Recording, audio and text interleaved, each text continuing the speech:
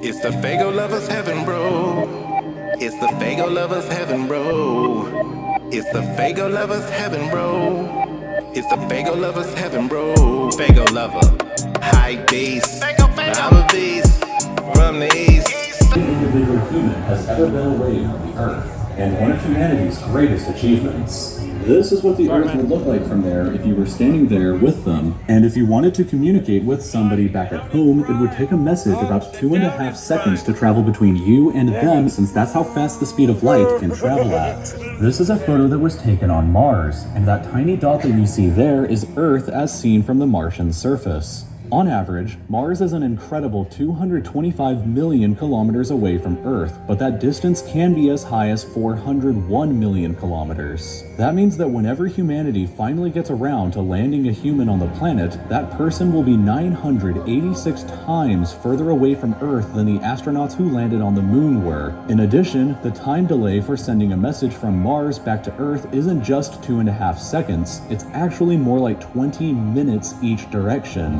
which would render instant communication in the event of an emergency impossible. When we zoom out even further away, we can find the Voyager 1 space probe, which is the furthest away man-made object from Earth. It is currently located 138 AUs from the Earth, AU meaning astronomical unit, which is the distance between the Earth and the Sun, which means that Voyager 1 is 138 times further away from us than the Sun is. At some point on its long voyage, Voyager 1 turned its camera around and took this photograph. It may not look like much at first, but in my opinion, this is the greatest single photograph ever taken in all of human history. This tiny, pale blue dot is Earth, and I don't think that anybody has ever said something as amazing about this as Carl Sagan when he said, "If you look at it, you see a dot. That's here. That's home. That's us. On it, everyone you ever heard of, every human being who ever lived out their lives. The aggregate of all our joys and sufferings. Thousands of confident religions, ideologies, and economic doctrines.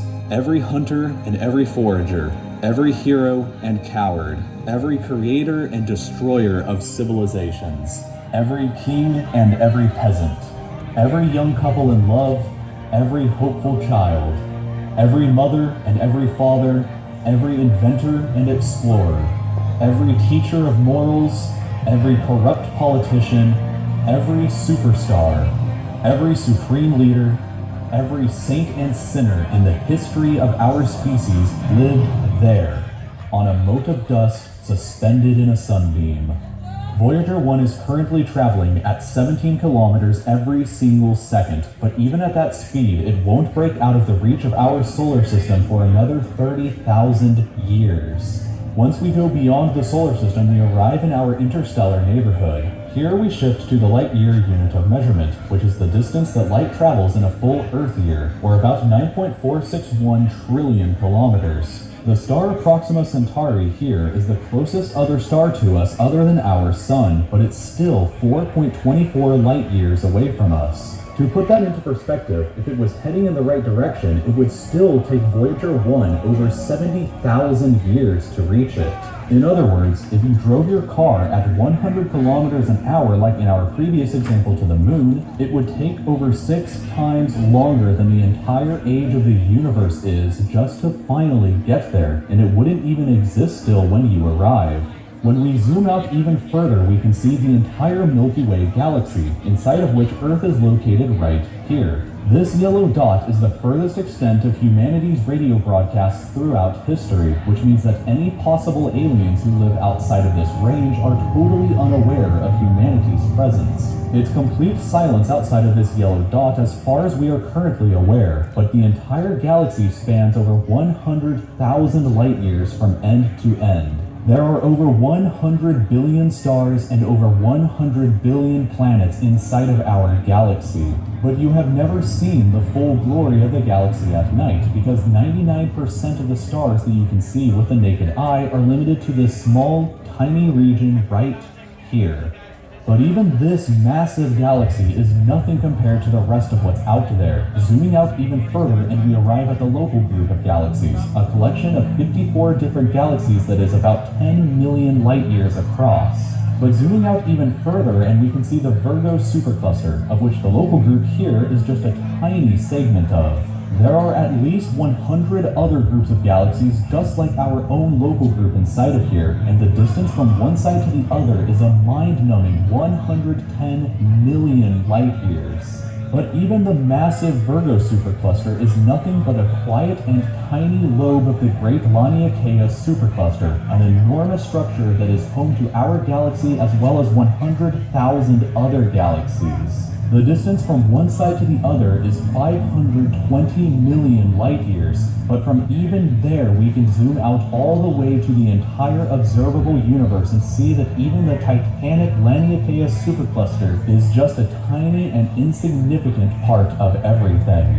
This is the observable universe, and it contains everything that we know of. It is home to at least 2 trillion different and individual galaxies, which together contain more stars than there are grains of sand on the entire Earth.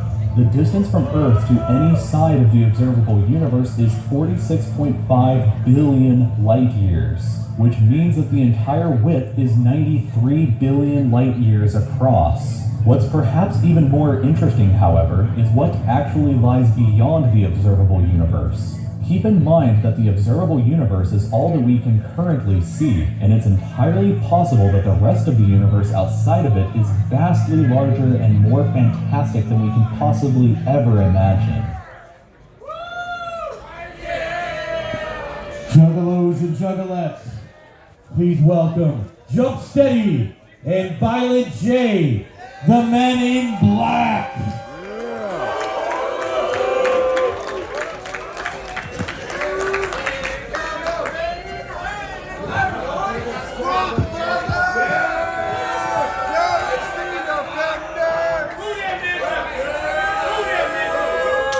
Yo, we have come here tonight to let you know that without question, unequivocally, we are not alone in this universe. And tonight, our main objective as the Men in Black is to make every non-believer or every skeptic, anyone in believe, at the end of the seminar, believe wholeheartedly by the facts, by the testimony, by the evidence that has been compiled over the years that aliens and UFOs exist out there in space and among us here on this planet right now. Yo, before we get started, honesty is key. Don't answer what you think we want to hear. Honesty is key. Dig into yourself, search for the truth, and answer accordingly. If you believe there are extraterrestrials out in space, or perhaps even on this planet, make some noise. If you in truth don't believe there are aliens out in space and perhaps on this planet, make some noise. There's at least a 50% chance everyone that made noise right there are aliens themselves right now. Perpetrating to the fullest. All right, now, as we begin this seminar, the first thing that we want to touch upon, as you've seen in that video, is the immensity of the universe, how tremendously huge it is, okay? We are a tiny speck, a grain, a minuscule, insignificant piece of rock floating in an ocean of stars and planets and other galaxies that are incomprehensible to our feeble minds, okay? The Milky Way galaxy alone is 100,000 light years across, okay? That's just our little neighborhood. That would be like a block, you know what I mean? 100,000 light years across. Now, light years, right, is how you would have to travel at the speed of light to 100,000 years at the speed of light just to cross our galaxy, okay? Light travels at 670 million miles an hour. You cannot even conceive how fast that is. When scientists first were looking at light. They thought it was instantaneous. It was so fast, they thought it was instantaneous. If you were traveling at the speed of light, you can go entirely around our planet 7.5 times in 1 second, okay? There are 100 billion stars in our galaxy alone, 100 billion planets in our galaxy alone, okay? All in our galaxy, according to the NASA, they ran basically a program for 5 years where they were doing a study on how many habitable planets exist in our galaxy alone, and they came up with a number of 11 billion planets that can sustain life just like Earth, okay? 11 fucking billion Earths are out there. Just in our galaxy. That means... Just in this galaxy. That means like the same distance, those planets are the same distance to a star as ours and have all the elements to naturally produce life. Oxygen, water, air, all the shit that's on Earth that make life possible. There's 11 billion planets just like Earth in our galaxy alone. So why the fuck would anybody think that there's no chance of life being on those planets? I don't understand. Okay, now in 2015, the Hubble telescope took the largest picture known to man of the Andromeda Galaxy, which is our neighbor, the closest galaxy to us. It's 2.5 million light years away, okay? It's ridiculous far. You can't even conceive it. Anyway, we want to share with you right now this photo. And when you look at this photo, you can get just a tiny grasp of how ridiculous it is to look at a galaxy from far away. There are 1 trillion stars in this galaxy. 1 trillion. Okay, and when you look at this video, go ahead and play it. It's like looking into the mouth of madness. If you really stare into this abyss, there's fucking no way.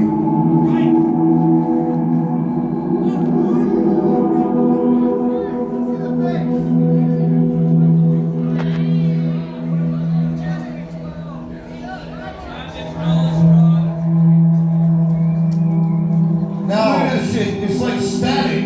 Look at that. Look at them all. Every one of those is stars, right? And every star has a planet circling it, just like the sun, right?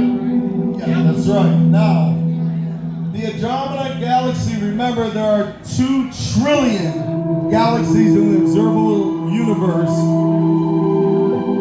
So to get the true number of planets that can sustain life, you would have to take 11 billion times 2 trillion.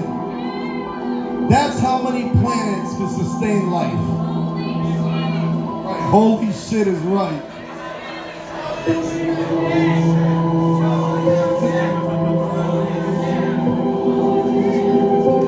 Look at that shit. Look at all those fucking planets. I mean, stars. Those are stars. Those little white dots. Every one of them has fucking planets circling them. That shit is inconceivable. That is like a beach. A fucking beach 100 miles long with sand all the way in it. And fucking Earth is but 1 grain of sand. That's right. Right? On that beach. Look at all those other planets exactly like Earth. I mean, why wouldn't there be life on them? I don't understand. Now, here's the thing that's gonna blow y'all away. We as human beings are made of the most common elements of the universe. And we know this because of the asteroids that hit the planet, all the Mars research and going to the moon and all that. We are made of hydrogen, oxygen, carbon, and nitrogen. And nut. Those are the four most common elements in the universe. And life developed here on planet Earth with those same elements. Life just sprang up. It took about 400 million years, but life just sprang up out of nothing. You know what I mean? Just because our distance to the sun and all the water, everything that was around, and those abundant elements that are most commonly found throughout the entire universe. So if you're gonna say, right, and that's the only argument you have against this, is if you're of a belief that, we've only been around for a couple thousand years. I'm talking about straight up science. You know what I mean? There's no argument on a science tip that undisputable. There's no, because if you take those numbers, all those billions of planets, all those trillions and trillions of planets that can sustain life and have the same elements here on Earth, and life can naturally form. Okay? And if you're religious, none of this means there's no God. It just means God is way, way more in effect than any of us can even comprehend. You know what I'm saying? Okay, now we're gonna get into some other things. Now that we established on a scientific tip, there's no way there's not other life out there. Statistically, it's impossible that there's not other life out there, okay? That's what it comes down to. Okay, now years ago, there was Stephen M. Greer. He basically ran this thing called the Disclosure Project that he still does to this day.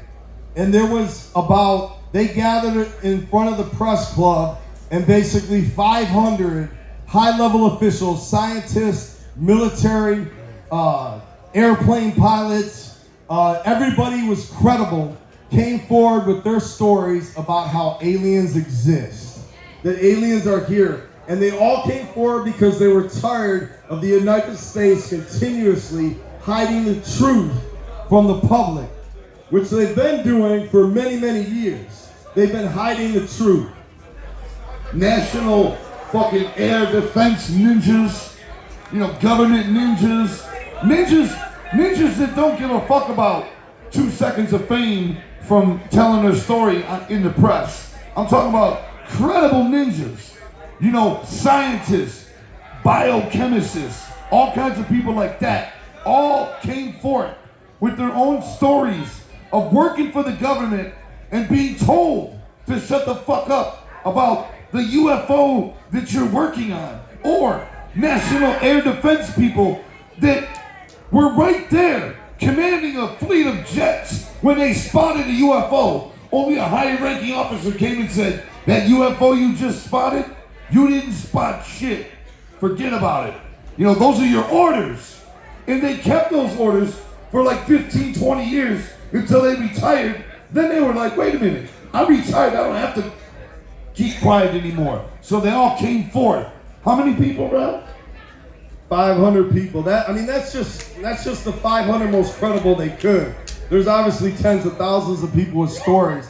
But the most interesting thing is recently in the news, it has become more and more common to report on UFOs in the news.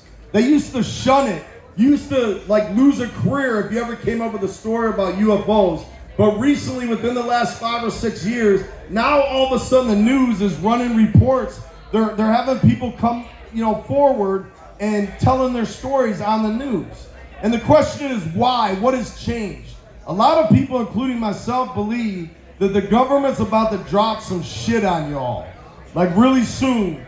They're just trying to leak it out slowly to get you used to the idea, to break it in.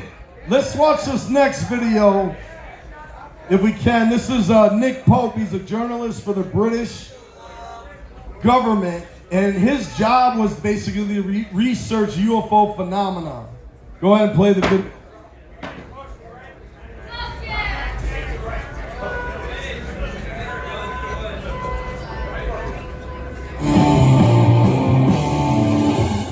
Well, for decades, only crackpots and crazy people believed in UFOs. That's what I thought anyway. And then in recent years, it turns out that governments have been taking them seriously all along. Very seriously. Nick Pope is a journalist who has spent years researching UFOs for the British government. He says that UFOs aren't just real, they also frequently come close to crashing into commercial airliners, among other things. Nick Pope joins us tonight. Nick, thank you very much for coming on. So it's really not a question of, do governments believe UFOs are real? Yes, they do. The United States government does. The British government does. The question is, do they have any idea what they are, where they're from? No, we don't. We keep an open mind on it. We don't rule anything off, take nothing off the table with this. Our point really is that whatever these things turn out to be, there is a serious defense, national security, and air safety issue here. Yes. Well, so that's kind of another bit, and that's where my interest comes from. So why aren't governments encouraging the population to, as they say about terrorism, if you see something, say something, report sightings to the government so we can make sense of this potential threat? Well, they should be, and that's what we certainly did at the Ministry of Defense for many years. We took it very seriously. Our own pilots were seeing these things. We were having radar operators track them. And we knew, again, through intelligence and through open source material, we knew that the Russians and the Chinese and others were working on this too. The problem was that just the pop culture baggage from the term UFO, flying saucer, little green men, people don't take it seriously, but they should. Okay, now, check this out. Luis Elizondo ran a secret Pentagon UFO research program called the Advanced Aerospace Threat Identification Program. From 2005 to 2012, our government spent $22 million in basically in a blue book project to research aliens in advanced aerospace, and they couldn't figure out what they were. Now, when this guy left the program, he came forward to the news and basically said, UFOs exist. Like, these aircraft that we've been researching for the last 5 years are displaying third generation characteristics that cannot exist on this planet. So this is huge news. This is huge news right now that really blew up on the internet, because this guy coming forward, he's like the most credible person ever. You know what I mean? For him to come forward and say, yeah, UFOs exist. $22 million was spent, and what I found is unequivocally they exist. All right, let's watch this next footage, and you'll see him talking about this very thing. Up front now, the former Pentagon military official who ran the covert government program up until this last November, Luis Elizondo. Luis, thank you so much for your time tonight. First, tell us what the purpose of the program was and why it was so secretive. Sure. The purpose of the program, Advanced Aerospace Threat Identification Program, was really designed to do just that. From a national security perspective, identify those things that we see, whether we see them electro-optically, we see them with radar, we see them as eyewitness reports, through a myriad of different ways and avenues that we receive the information, and try to ascertain and determine if that information is a potential threat to national security, in a nutshell. So what did you find? Well, we found a lot. I think it's probably been a little bit mischaracterized in some of the social media you see and what people put out, because a lot of times when we don't have a lot of information, we tend to fill in those gaps with what we think is logical.